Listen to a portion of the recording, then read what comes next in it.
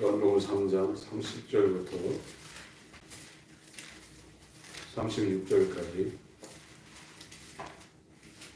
교독하시겠습니다.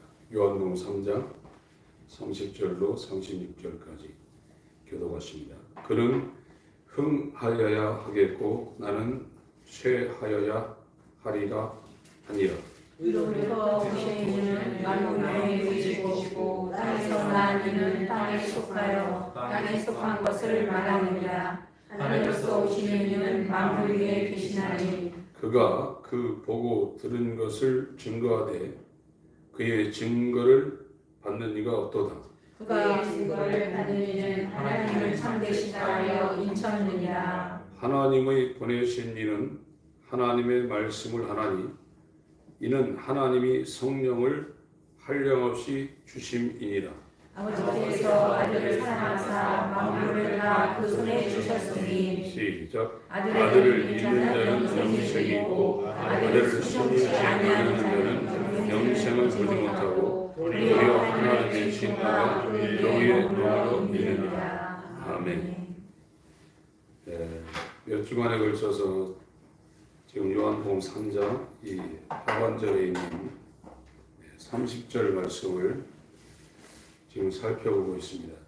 그래서 기독교는 죄 사함 받고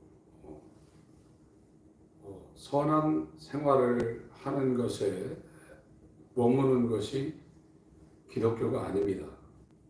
죄 사함을 받은 다음에 그 사람이 진짜 예수 그리스도의 피를 힘입고 덮는다고 그러죠.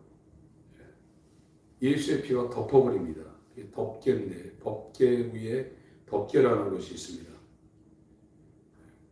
로마서 3장 25절하고 히브리서 9장 5절에 나오는 로마서 3장 25절은 화목제물이라는 표현을 했고 히브리서 9장 5절에는 속죄소라는 표현을 했습니다. 헬라 말로는 같은 단어인데 한글로 번역될 때 이렇게 다르게 번역을 했어요. 덮개라는 겁니다. 속죄소 위에 이 그룹이 손을 펴고 있는데 그 밑에 덮개가 덮여져 있는 그곳이 은혜의 보좌고 쉬운 자고 하나님을 거기서 만난다는 겁니다. 실제로 구속이 된 사람은 구원이 된 사람은 예수의 보혈이 그 사람을 덮고 있죠. 그래서 애굽에서 이스라엘이 나올 때 문설주와 인방에 양을 잡아서 피를 바른 히브리인들의 가정에는 저주의 천사가 들어가지 않고 넘을 유, 넘을 월, 월담했다고 그랬죠. 담을 넘어간다는 말을 합니다. 우리가 담을 넘어갈 때 월담에서 들어갔다 이렇게 하죠. 그래서 유월이라는 것은 5월 다음에 6월이 아니라 넘을 유, 넘을 월.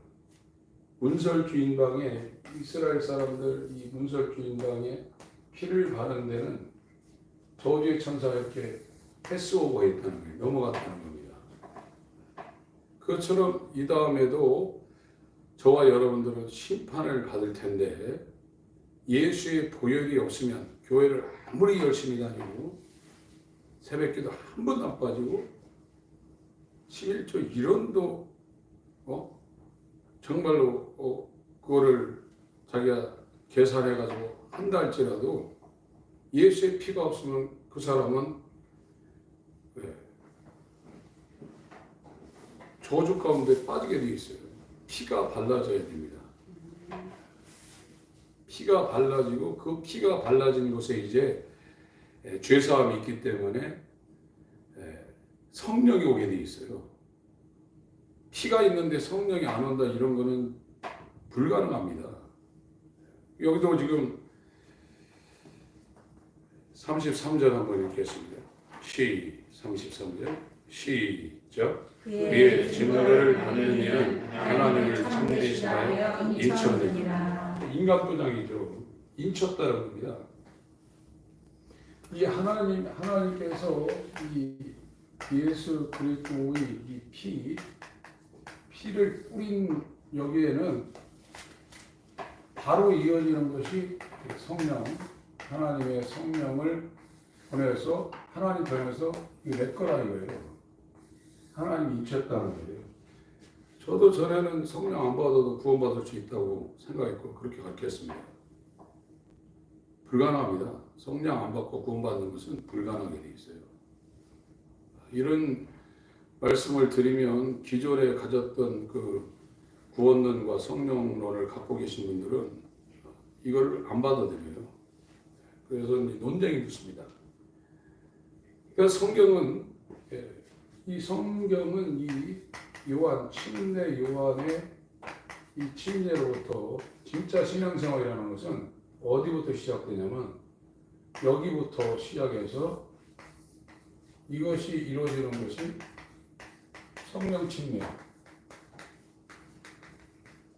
여기가 진짜 신앙생활이에요. 그 전에는 종교생활입니다. 이 구간은 요한의 침례가 그 사람한테 적용되기 전에는 종교생활이에요.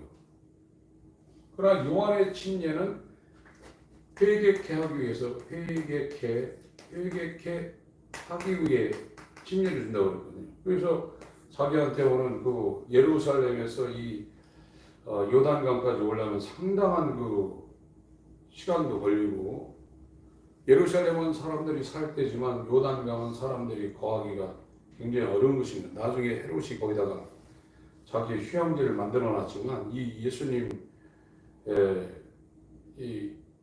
요한이 유대방에서 회개하라는 소리를 외칠 때는 그런 상황이 아니었거든요.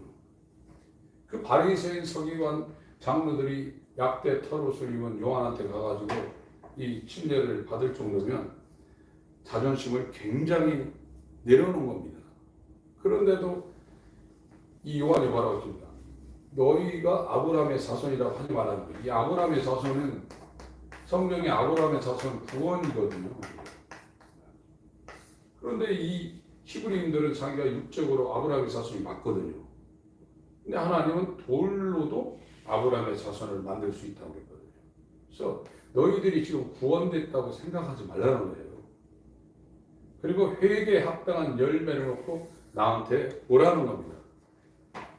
확인하겠습니다. 마태복음 3장.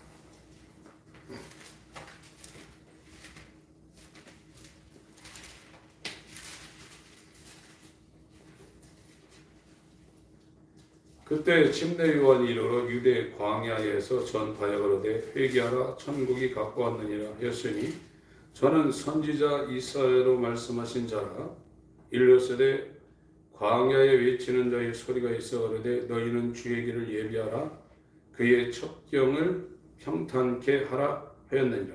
이사야 40장에 이 내용이 나옵니다. 그래서 이사야서는 39장까지를 구약적 말씀을 증거하고 있어요. 40장부터 66장까지는 신약적 말씀을 이사야 선지자가 행하고 있습니다.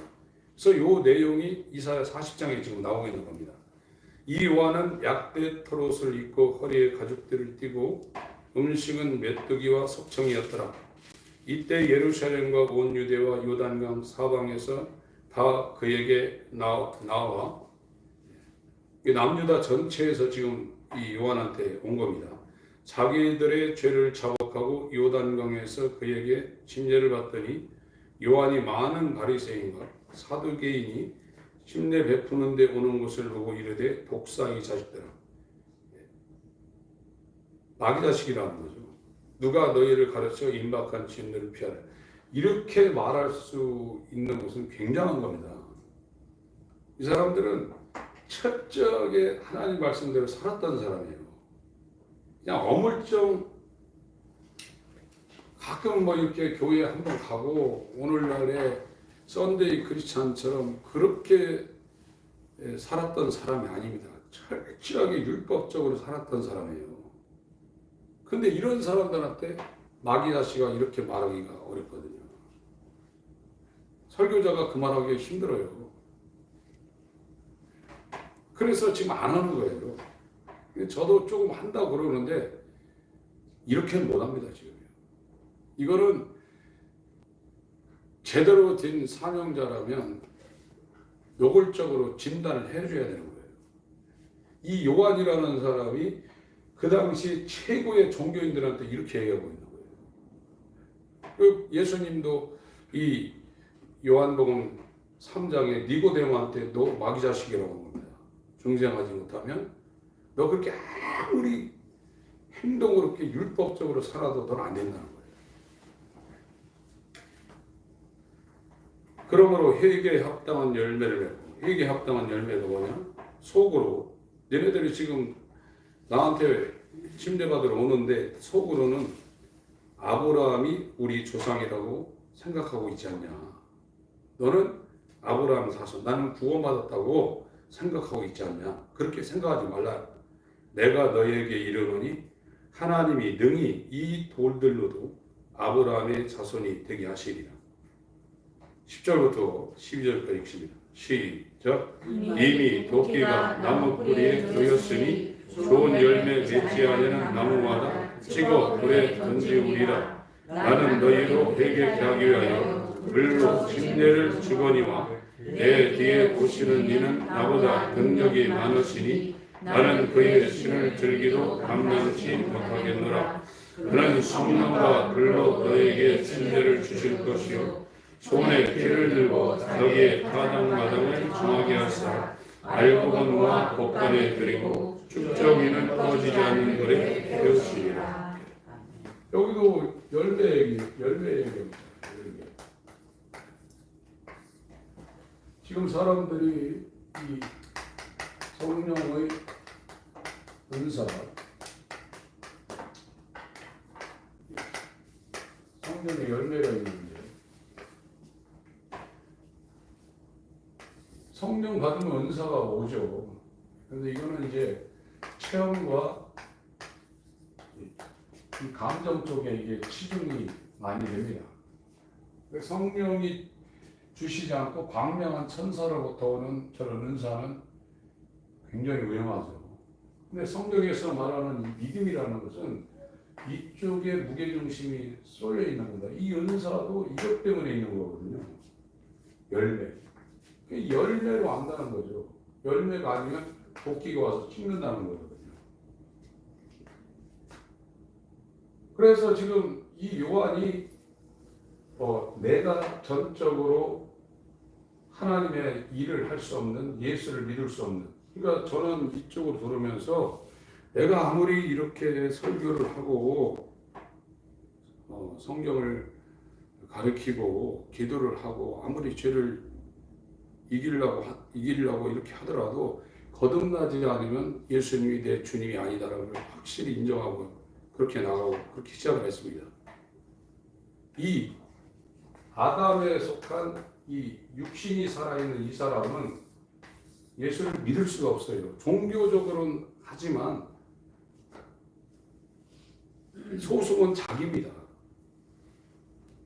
종의 자리에 안 가는 거예요. 이 신앙생활은 하나님의 지시를 받고 그 지시를 따르는 겁니다. 그게 청직입니다.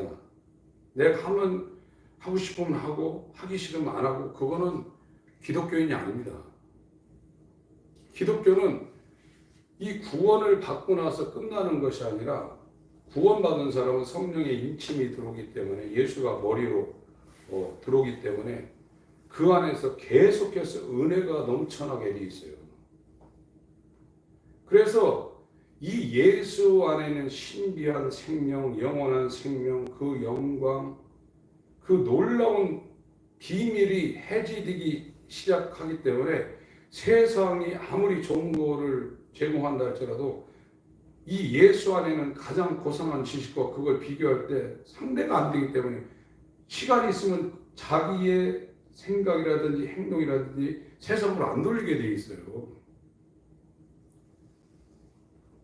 지금은 교회 다니는 분들이 어떤 상태냐면 하나님에 대해서 거의 모르는데 자기는 다 알고 있다고 생각하고 있어요. 난 하나님 다 알고 있다고 이렇게 생각하고 있어요. 많이 알게 되면 세상에서도 어떤 분야에 많이 알게 되면 자기가 모르고 있다고 생각하지 알고 있다고 생각 안 합니다. 이 세상 지식도요. 내가 모르는 게 아는 것보다 그 분야에 대해서 모르는 게 훨씬 많다고 생각하지. 그러나 하룻가마니 범 무서운지 모른다고 조금 알면서 자기 다 알고 있다고 생각해요. 이게 이렇게 되고 있는 거예요, 지금요. 하나님이라는 존재는 저와 여러분의 지식으로 알 수 있는 분이 아닙니다. 거기부터 우리가 들어가지 않으면 이 종교 생활에 머물고 있다가 이제 진짜 신앙생활로 들어가는 이 요한의 침례의 자리에 못 들어갑니다. 이 요한의 침례가 그 사람한테 이루어지지 않으면 내 뒤에 오시는 이는 나보다 능력이 많으시는데 그분이 성령으로 침례를 준다는 거예요. 예수가 성령으로 침례를 주고 예수가 불로 침례를 준다는 거예요. 심판한다는 겁니다. 그래서 이 예수와 연합되지 않으면 하나님에 대해서 알 수가 없어요. 물론 기초적인 지식은 우리가 이성적으로 하고 있지만 영생이라는 거, 영생은 유일하신 참 하나님과 그의 보내신 자 예수를 안다. 기노스코. 이게 구약의 창세기 4장에 아담이 하와가 동침할 때 야단인데 신약은 기노스코거든요. 경험으로 안다는 거예요. 하나님의 아들만 아버지를 유일하게 아신다고 그랬어요. 저와 여러분이 예수와 연합되지 않으면 그 예수 그리스도를 통해서 아버지를 아는 것이 유일한 옴니원인데 모르는 거예요. 그러니까 하루 일과 중에 하나님을 알고 하나님 안으로 안 들어가는 거예요. 세상이 좋은 게 있으니까. 그러나 예수 아는 사람들은 저번 주에 어떤 분은 사도행전 10장, 11장을 그 두 장을 3시간을 봤다고 하더라고요. 3시간. 10분도 성경 못 보는 사람이 있습니다. 그것이 막 빨려 들어가가지고 그 성경이 뭔가, 그러니까 지금 이제 이 종교 생활하는 사람들은 내가 성경을 오늘 얼마나 읽겠다. 정해놓고 그 읽어자친다 이거예요. 조금 더한 사람들은 이제 강의에서나 주석이나 낱말풀이에서 그게 무슨 뜻인가 이제 알려버렸다. 진짜 성경으로 들어간 사람은 성령이 성경을 쓰셨거든요. 그 영이 나한테 말하도록 하는 자리에 들어가는 거예요. 그게 성경 읽는 거예요. 성경을 통해서 어떤 지식을 얻는 것도 완전한 단계에 들어가는 게 아닙니다. 저 옛날에 저희들 학교 신학을 할 때 3박 4일, 4박 5일 동안 막 성경 통독하는 게 있어서 저도 좀 해봤거든요. 앞에 강사로 나가서 다다다다 아브라함, 이삭, 이삭, 야곱하고 촤 성경은 그렇게 읽는 게 아닙니다. 그 의미가 있긴 있죠. 성경 안 읽는 사람한테. 그러나 이 성경이 무슨 뜻을 갖고 있나 그걸 아는 것도 이제 어느 단계였지만 진짜 성경을 읽는 사람은 성경이 성령으로 성경이 자기한테 말하게 하는 자리로 들어가야 돼요. 그게 성경 읽는 거예요. 근데 오늘날은 성경책도 안 피는 분들이 교회 다니시는 분들이 굉장히 많습니다. 그래놓고 자기는 구원받았고 예수님에 대해서 알고 있고 하나님 알고 있다고 편하는 거예요. 이런 데다가 이제 아니라 그러니까 이제 그 얘기를 계속하니까 짜증나는 거예요. 이제. 겸손하게 저와 여러분의 상황을 좀 보셔야 돼요. 이 예수 그리스도라는 이 하나님의 비밀인 예수 그리스도 안에 하나님의 모든 충만을 거기다 다 넣어놨다는 거예요. 그래서 밭에 감추인 보화를 발견한 자가 자기 전 재산을 찾아서 그 밭을 샀다고 그랬지 않습니까? 마태복음 13장에. 이게 천국이라고 그랬단 말이에요. 지금 이제 친구들이나 지인들한테 교회 가자고 이제 전도를 하게 되면 대부분의 사람들의 반응이 자기가 손해나는 줄 알고 하고 싶은 거 못하고 이 교회라는 데로 들으면 자기의 삶이 쭈그라들고 이 보폭이 문신의 폭이 굉장히 줄어드는 걸 생각한단 말이에요. 그리고 종교 생활하는 분들도 그렇게 생각하고 있어요. 저 술 한잔 하고 싶은데 걸리면 문제가 되고 또 한번 이것도 하고 싶은데 이거 못하고 그 자기가 자기 다리를 묶고 있어요. 이게 종교예요. 그러나 예수 안에 들어간 사람은 세상에서 하고 여러 가지들 자유롭게 하는 것보다 이 예수 안에는 무궁무진한 신세계, 신천지가 신천지라고 하는데 정말 새로운 세계가 열리는데 그걸 못 들어가고 있는 거죠. 또 기도도 막 힘든 거고 성경 읽기도 힘든 거고 주에 일어나는 것도 막 육체하기 싫은 힘든. 그런데 영의 세계에 들어가면 더 못해서 아쉬운 거예요. 고개를 지금 못 넘어가고 있어요. 지금 교회 다니는 분들이. 그러니까 시간만 주면 그 사람이 어떻게 사는가 보면 이분들이 종교 생활 안에 있나 영 안으로 들어갔나 말할 것도 딱 갈라지는 거예요. 여러분 우리에게 주어진 시간들은 그렇게 많지 않습니다. 많이 아는 사람은 자기가 모르고 있다는 것이 얼마나 그것이 큰지를 아는 사람입니다. 그 요한이라는 사람은 저와 여러분들에게 이 회개가 무엇인지를 알려줘서 이게 회개의 시작이거든요. 나를 죽이는 겁니다. 나를 죽이는 거예요. 저와 여러분들의 신앙생활의 최고의 걸림돌이고 원수가 그건 나예요. 근데 이 회개의 완성을 이룬 욥이라는 사람은 진짜 미워했다고 그랬거든요. 자기를 미워했다고 그랬어요. 근데 회개가 안 되는 분들은 건드리기만 하면 팍 떨거든요. 그리고 계속 자기 중심으로 하는 겁니다. 그러니까 대화할 때도 보면 자기가 중심으로 서 있는 거예요. 들으려고는 안 하는 거예요. 다 자기 중심으로 가게 돼 있는 거예요. 그래서 이 아브라함이 창세기 12장부터 나오는데 롯한테 자기 다 줬잖아요. 자기의 이 땅의 삶을 유지시키는 그 모든 것을 네가 갖고 싶은 대로 다 하라고 했거든요.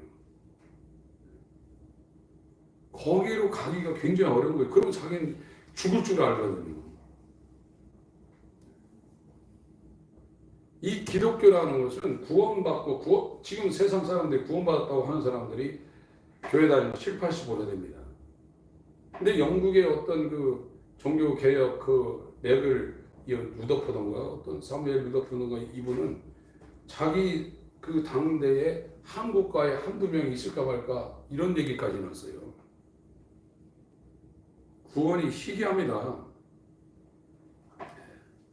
그렇게 희귀합니다. 제가 전에도 말씀드렸지만 존 버년도 그런 표현을 해놨고 조나단 에드워드 목사님도 그런 표현을 해놨고 마틴 루이드 존스 목사님도 그런 표현을 해놨어요.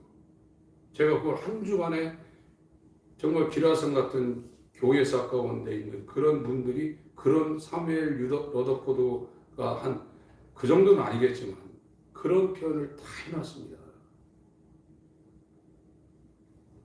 존 버년은 어떤 얘기까지 해놨냐면 당신들이 진짜 잘 살려면 당신들의 마지막 날을 끌어다가 당신의 가장 친한 친구로 놓고 살아라.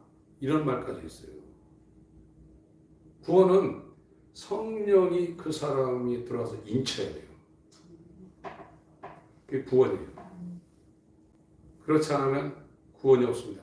성령이 인치고 나면 거기서 죄사함 받고 구원으로 끝나는 것이 아니야? 끝나냐? 거기서부터 이제 진짜 생명이 자라게 돼 있어요. 30년, 40년 구원받았다 해놓고 그때보다도 종교생활 못하는 사람은 구원이 안 된 거예요. 물론 일괄적으로 그렇게 말하기 힘들겠죠. 그러나 생명이 들으면 자라나게 돼 있어요. 그 안에서.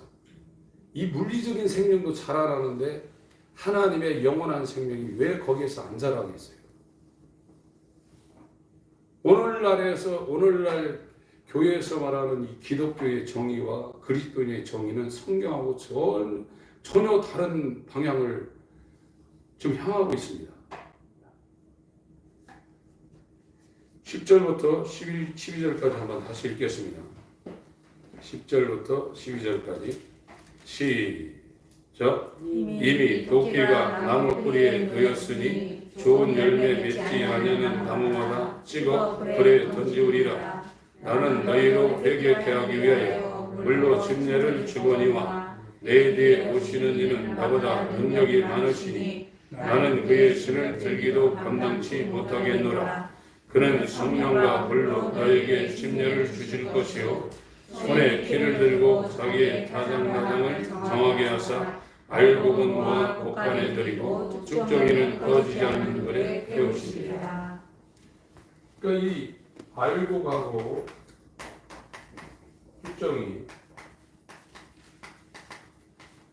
쭉정이가 알곡 불가능합니다. 그리스도의 심판대는 성령 침례를 받은 알곡과 불침례를 받은 쭉정이가 갈라지는 거예요. 그래서 환난이 오고 시험이 오고 어려움이 오면요. 전에는 이 키가 있어가지고 어머니들이 이 추수라고 막 까불릅니다. 이게 앞에다 놓고 막 까불르면 신기하게 알곡은 계속 안으로 이렇게 모여들어요. 그러나 쭉정이는 이 키 바깥으로 계속 밀려나가서 더 하게 되면 아예 땅으로 떨어져 버립니다. 환난은 저와 여러분의 삶 가운데 오는 환난과 역경과 고난은 알곡은 계속 안으로 모이게 되지만 쭉정이는 계속 바깥으로 밀려나게 돼 있어요. 하나님이 그렇게 하는 거예요. 알곡이 쭉정이 안 됩니다. 쭉정이는 알곡 됩니다. 쭉정이가 알곡이 됩니까? 안 되죠. 가라지하고 이 벼들이 이 시골에 그 농사일 때 보면 이 벼가 2개, 3개, 뭐 5개 이렇게 심으면 이게 새끼를 치거든요. 굉장히 많이 칩니다. 이게 통일배 같은 건 막 옛날에 엄청 많이 치고 이삭이 이 하나에서 막 100개씩 100몇 개씩 매달린 것도 있거든요. 근데 여기에 가라지가 이 알곡과 함께 이게 뿌리가 얽혀가지고 이게 올라가는 게 있어요. 처음에는 잘 몰라요. 비슷해요. 근데 이 가라지를 뽑으면요, 이 벼하고 뿌리가 같이 연결되어서 가라지 뽑다가 벼까지 뽑혀요. 그래서 추수 때까지 그냥 놀아오는 거예요. 비슷한데 이 나달이 안 열려요. 이게요.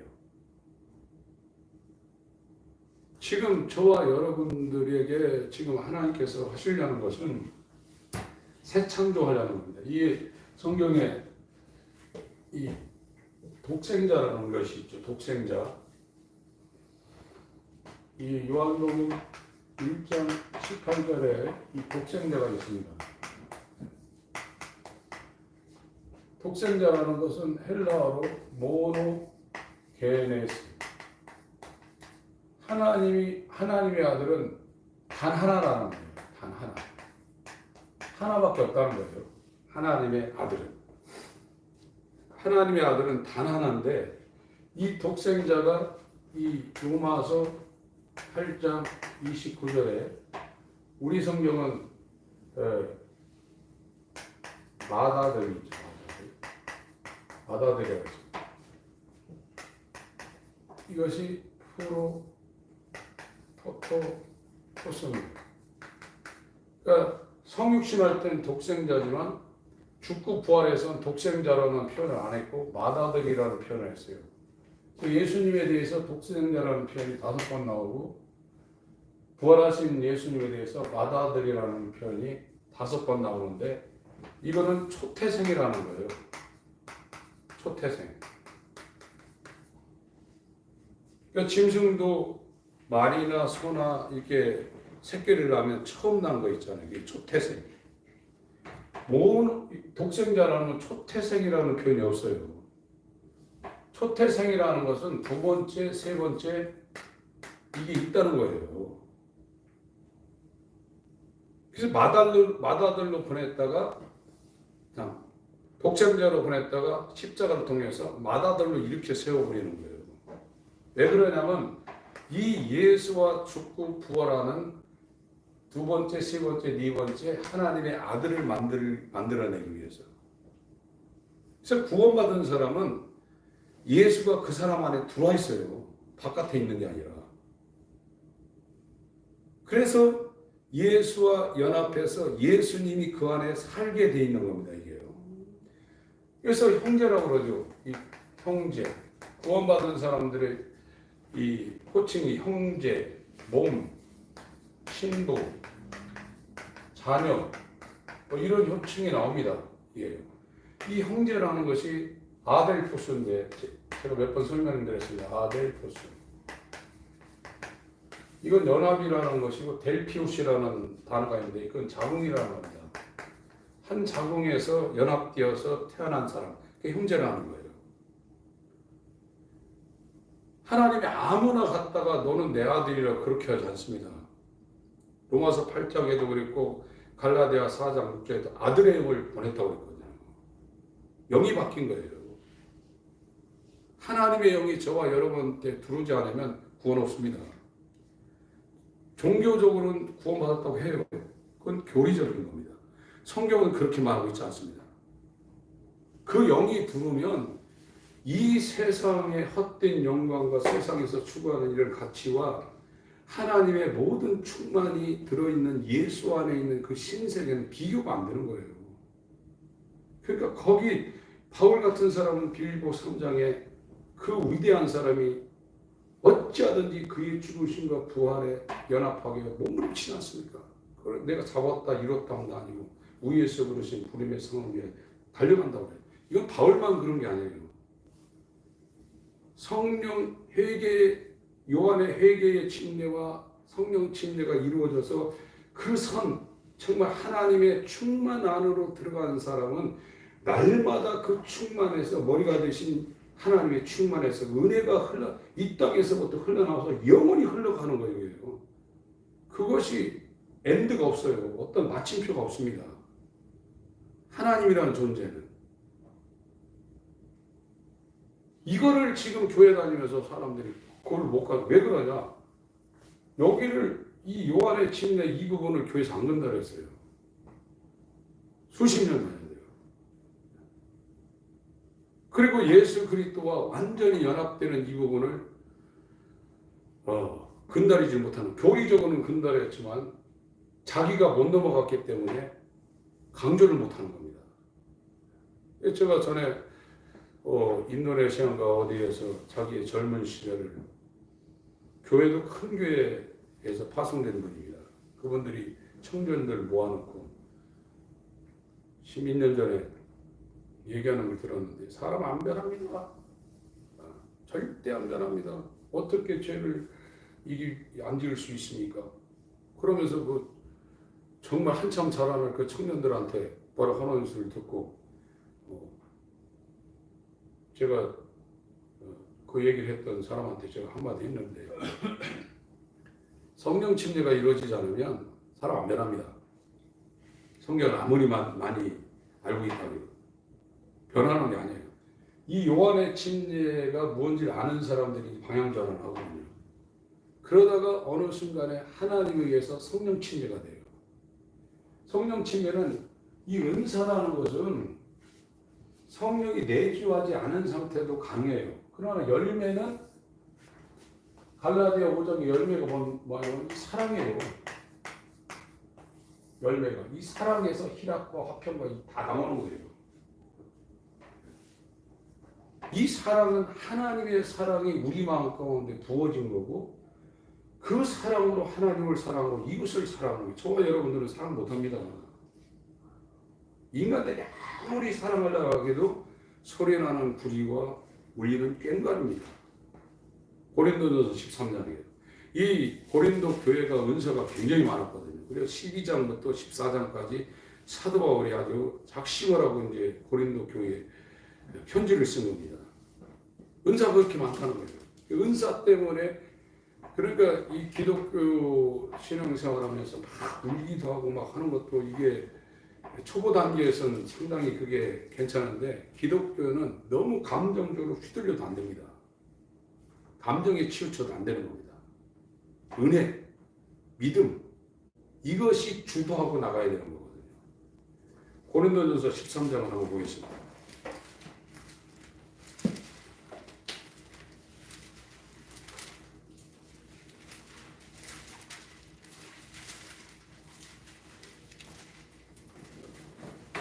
쭉 같이 읽겠습니다. 이것이 12장에 성령이 주시는 그 은사를 말하고 14장에 또 방언 예언 이거 하는 중간에 사도 바울이 여기다가 지금 넣은 겁니다. 시작.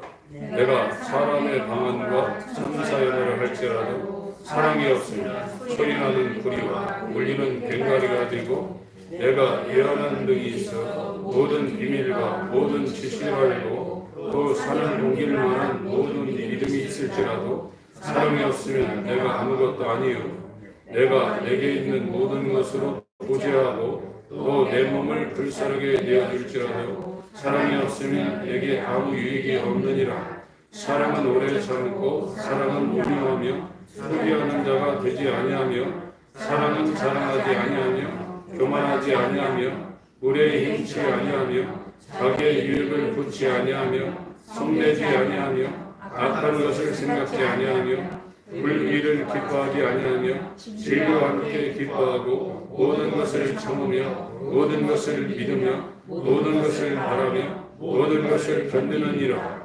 사랑은 언제까지든지 떨어지지 아니하나 예언도 패하고 방언도 그치고 지식도 패하리라. 우리가 부분적으로 알고 부분적으로 예언하니 온전한 것이 올 때는 부분적으로 받은 것이 패하리라. 내가 어렸을 때는 말하는 것이 어린아이와 같고 깨닫는 것이 어린아이와 같고 생각하는 것이 어린아이와 같다가 장성한 사람에 되어서는 어린아이의 일을 버렸노라.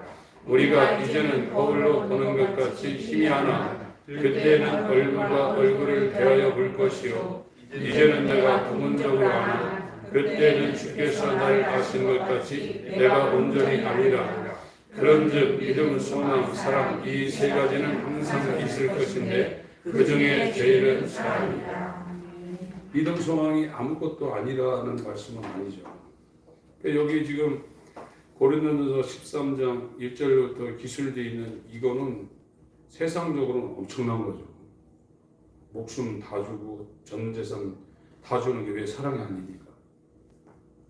그런데도 사랑이 없으면 아무것도 아니라는 거예요. 로마서 5장을 보겠습니다. 로마서 5장.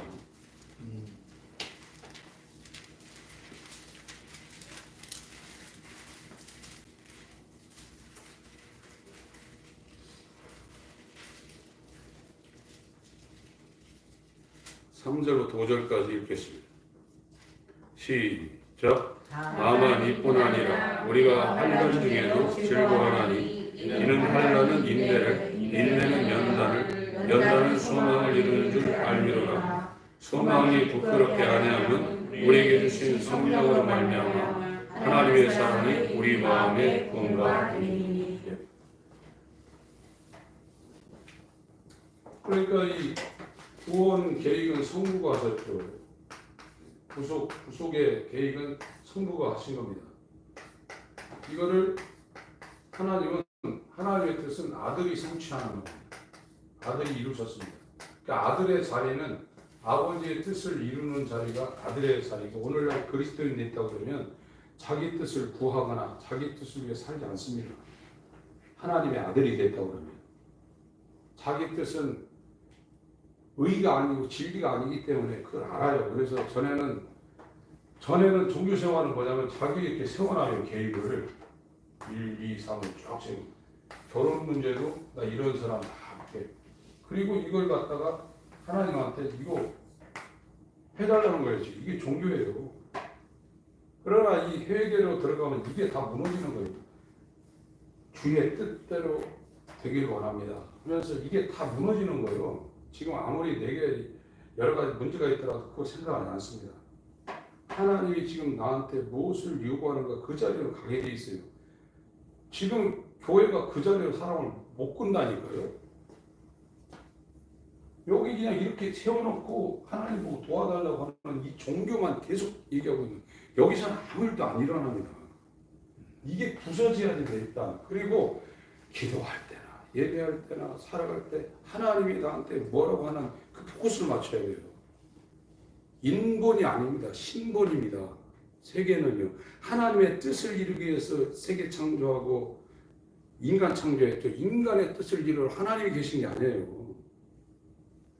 지금 기독교가 이렇게 됐잖아요. 인본이 됐지 않습니까? 에베소서는 로마서보다도 굉장히 더 중요한 책입니다. 에베소서는 이 사도 바울이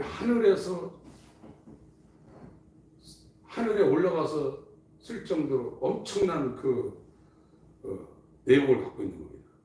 교회거든요.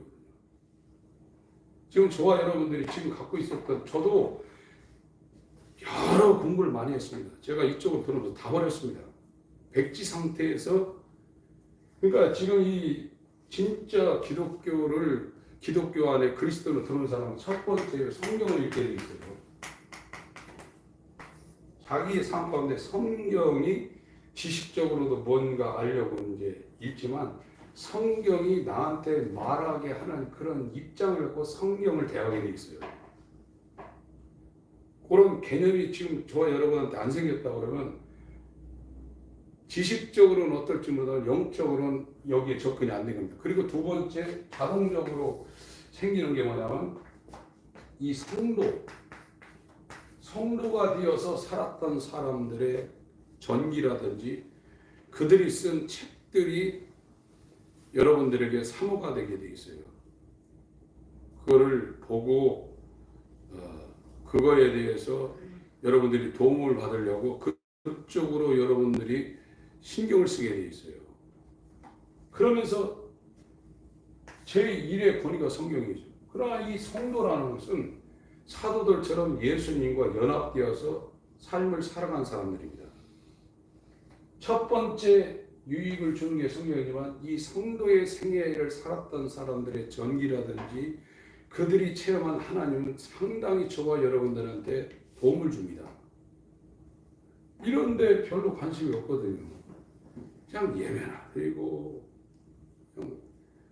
기도는 하고, 기도도 보면은 이런 기도죠. 자기 계획을 세워놓고 하나님 도와달라는 거.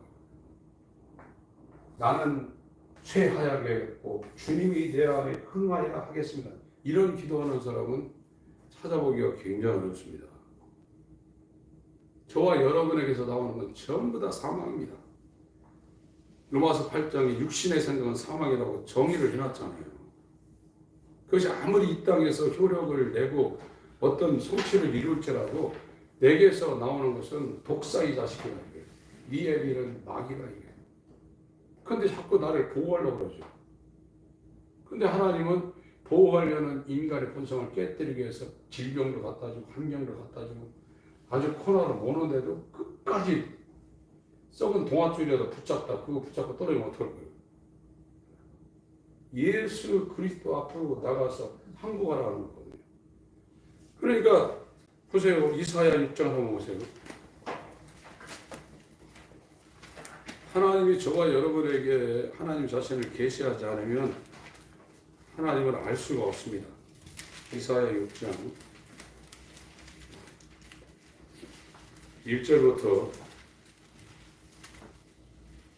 5절까지 읽겠습니다. 시작. 우시야 왕이 죽던 해 내가 본즉 주께서 높이 들린 보좌에 앉으셨는데 그 웃자락은 성전에 가득하였고 스랍들은 모셔섰는데 밖에 여섯 날개가 있어 그 둘레는 그 얼굴을 가리었고 그 둘레는 그 발을 가리었고 그 둘레는 날며 서로 청하여 가로되 거룩하다 거룩하다 거룩하다 만군의 여호와여 그 영광이 온 땅에 충만하도다. 이같이 청하는 자의 소리로 인하여 은지방의 터가 요동하며 집에 연기가 충만한지라. 그때 내가 말하되 바로다 나여 망하게 되었도다. 나는 입술이 부정한 사람이요 입술이 부정한 백성 중에 가면서 만군의 여호와이신 왕을 되었으리라. 그러니까 하나님의 영광, 하나님을 보게 되면 이 이사야는 대선지자입니다. 신구약을 총 망라해서 이사야 1장부터 66장까지 미리 하나님의 계시를 받아 쓴 사람입니다. 그런데 이 사람도 니고데모보다도 더 독실한 종교 생활을 했는데 이 사람도 하나님의 영광을 보니까 화로 닫아야 망하게 되었다. 그 하나님의 보좌 앞에 충만한 그 상황을 보잖아요. 하나님 만난 사람은 사도 바울도 그랬고 그 정말 연로한 사도 요한, 하나님 앞에 가장 예수님 앞에 가장 사랑받았던 그 요한도 반보섬에서 예수 그리스도의 계시 앞에 발 앞에 엎어져 있잖아요. 그 사람들이 하나님 만난 사람들이에요. 지식적으로 교리적으로 하나님 아는 게 아닙니다. 겸손한 자리로 들어가셔야 됩니다. 그래서 정말 내가 이 종교의 담을 뛰어넘어서 요한의 소리, 이 구약의 모든 것을 다 모아가지고 하나로 해서 회개하라는 소리. 사도계인, 바리새인, 서기관, 너네들 나한테 왔지만 독사의 자식이야. 회개 합당한 열매를 맺고 나한테 오라. 아브라함의 자손이라고 생각, 너희를 구원받다고 생각하지 말라요. 내 뒤에 오시는 이가 있는데 그분은 성령으로 친혈입니다. 그러니까 이 모노게 메스로 와가지고 이건 단언합니다. 하나님 아들은요. 그가 프로토토코스 맏아들이 된 거는 한 근원에서 자기와 연합해서 한 근원에서 난 두 번째, 세 번째, 네 번째 하나님의 아들을 만들기 위해서 세상에 없는 하나님만 열어오신 새롭고 산지를 열어놨다는 거예요. 여기에 지금 저와 여러분이 들어가서 내가 살던 것이 없어지고 예수님이 내 안에 살 때 이 사람은 세상이 배설물처럼 보이게 되어 있어요. 그냥 여기는 게 아닙니다. 그게 보이게 되어 있고 이쪽 안에 있는 하나님의 충만, 만물을 충만케 하시는 충만, 하나님의 신성한 풍성함, 그 은혜의 풍성함이 그 예수 안에 넘치게 있기 때문에 감당이 안 되는 거예요. 이게 시간이. 그 예수 그리스도 안에 들어가서 부어주시는 그 은혜가 너무나 크고 상상할 수 없는 거기 때문에 그 안으로 계속 들어가는 거예요. 이거는 이 땅에서도 그렇지만 영원 세계에 들어가서 계속 들어갑니다. 이 하나님의 은혜를 저와 여러분에게 주시려고 하나님께서 이런 계획을 하셨는데 이 벽을 지금 못 뚫고 넘어가 있는 거예요. 하나님의 긍휼이 부어지면 정말로 우리가 다른 쪽으로 방향 전환을 하게 돼 있고 억지로 하는 게 아닙니다. 이것은 은혜 위에 은혜를 받은 내가 너희 안에, 너희가 내 안에, 아버지가 내 안에, 내가 아버지 안에, 그것이 이루어진 사람들만이 공유할 수 있는, 교제할 수 있는 이 놀라운 그리스도인의 삶을 살게 되는 겁니다. 이 은혜가 임하시길 우리 주 예수 이름으로 축원합니다. 하나님 우리 아버지, 우리 모두를 긍휼히 여겨 주옵소서. 아무도 아버지를 볼 수 없고 아버지 안에 영원히 함께 계신 아들만이 아버지를 보았다고 말씀하여 주셨사오니 아들과 아들의 소원대로 계시를 받는 자 이외에는 아버지를 아는 자가 없다고 했사오니 어린아이 같은 자에게 나타내신다 했사오니 이 하나님의 자기 계시를 받을 수 있는 복부가 되게 하시고 어린아이의 심령 자리로 나아갈 수 있도록 유언의 침례가 이루어지게 하여 주시고 이 길 끝에 성령 침례가 주님으로부터 우리 가운데 인침이 일어날 수 있도록 역사해 주셔서 아멘. 성령의 나타남으로 산 위에 있는 동네로 등경 위에 켜진 등불로 그리스도인의 삶을 살아낼 수 있도록 은혜를 베풀어 주시옵소서. 아멘. 우리 주 예수 이름으로 감사하며 기도합니다. 아멘. 아멘.